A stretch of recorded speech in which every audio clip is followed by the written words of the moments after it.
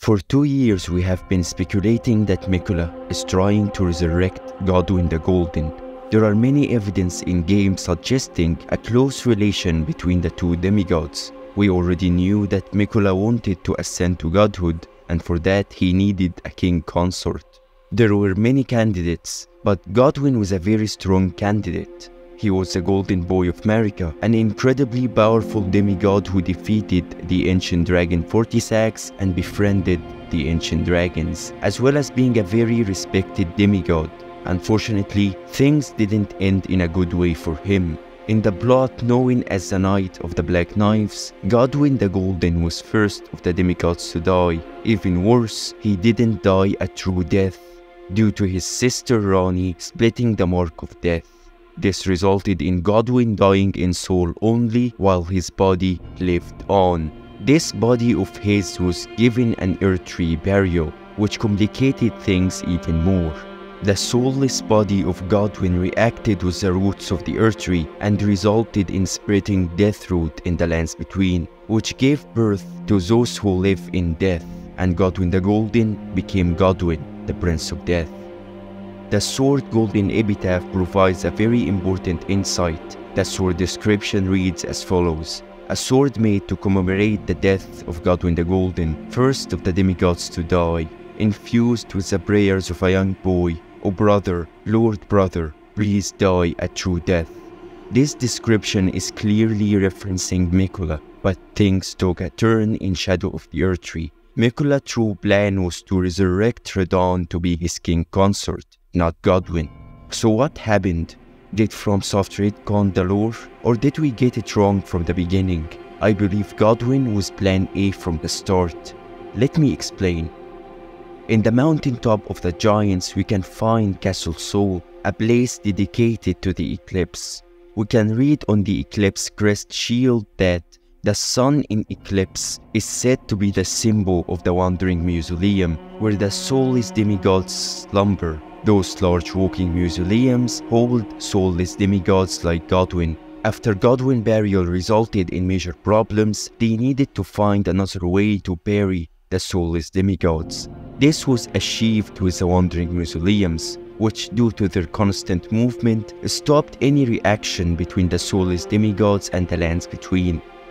We can read on the eclipse crest great shield that the eclipsed sun, drained of color, is the protective star of soulless demigods. It aids the mausoleum knights by keeping destined death at bay. But this isn't the sole use of the eclipsed sun. Around the walking mausoleums, we can find headless knights protecting it. The leader of some of those knights was Lutel the Headless. We can read here that Lutel sacrificed her life so that in death she could continue to protect a soulless demigod until their revival. So those knights awaited the revival of the soulless demigods. At the Church of Eclipse in Castle Sol, we can read the prayer of a spirit. O great sun, frigid son of soul, surrender yourself to the eclipse, grant life to the soulless bones. So who was behind Castle Sol? Who wanted the eclipse? It was Miquella. On top of the castle, beside the second half of the Erdtree medallion, we can read another spirit prayer.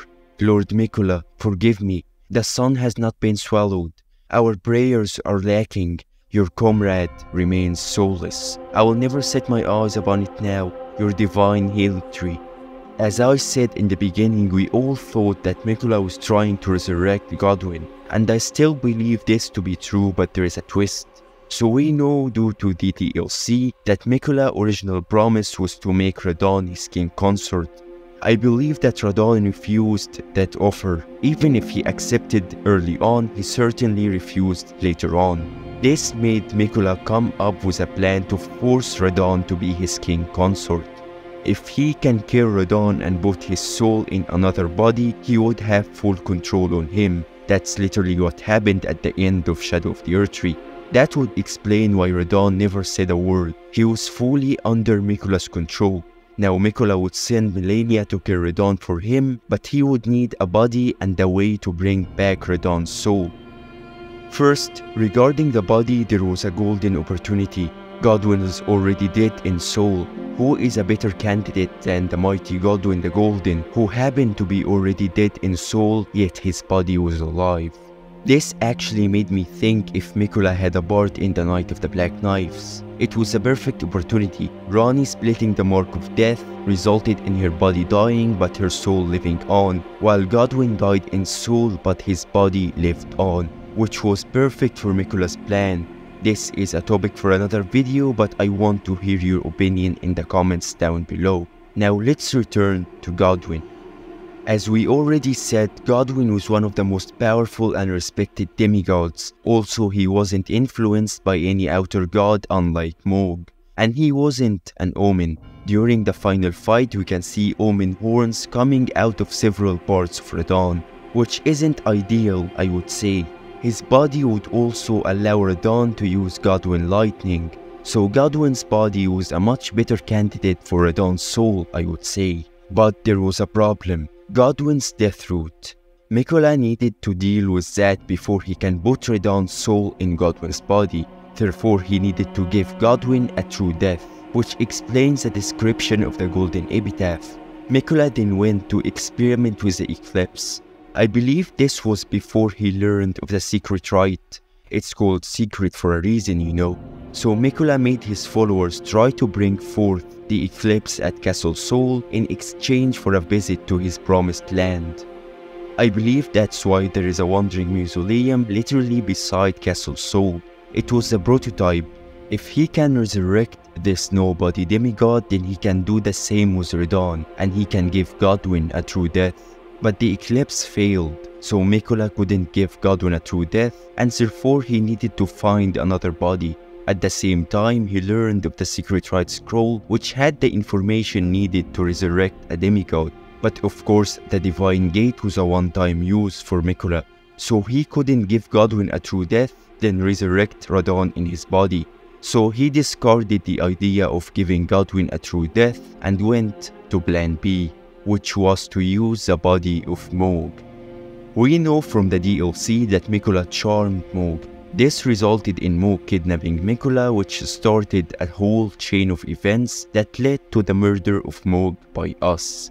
Of course, this was all a part of the plan. Our entire journey was influenced by Miquella. Miquella was a former master of Torrent, and Torrent was the one that chose us. Let's watch this alternate cutscene of our first encounter with Miquella and Torrent, discovered by the YouTuber Sekrudobi.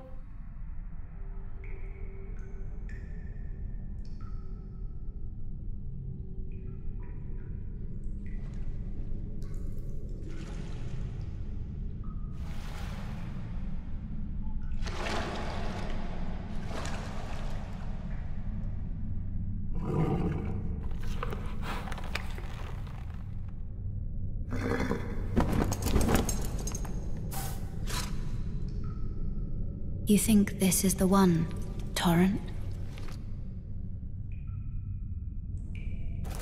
Don't worry. It's not too late. We can clearly see that there was some kind of a chosen tarnished that Miquella and Torrent were looking for.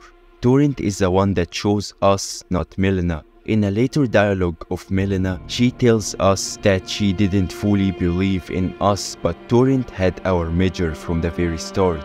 Of course, it was Miquella that chose us through Torrent. This resulted in Miquella aiding us, which was necessary for any kind of success in our journey. Without Miquella acting as our maiden, we wouldn't even be able to turn runes into strength. Later on, we meet Ranni at the Church of Ela. She too recognizes us through Torrent. After Ranni knows we are the chosen tarnished, she too aids us in our journey by giving us the spirit calling bell, which is a crucial item in our journey, Mimic Tear. This leads to even more evidence that Miquella and Ranni were aligned from the very start. All of this led to the accomplishment of Miquella's plan. We completed the task that Millennia couldn't, which is to kill Radahn. We killed Mohg and we burned the sealing tree. Those were crucial parts in Miquella's plan that he couldn't achieve without his chosen tarnished. The entire story of Miquella is being a mastermind and manipulating people into achieving his goals, either through charming them or through indirect means like what happened to us. Miquella truly is the most fearsome Empyrean of all. He is a monster. If you enjoyed this video, then hit the like and subscribe button and tell me what you think in the comment section down below. Until the next video, farewell, fellow Tarnished.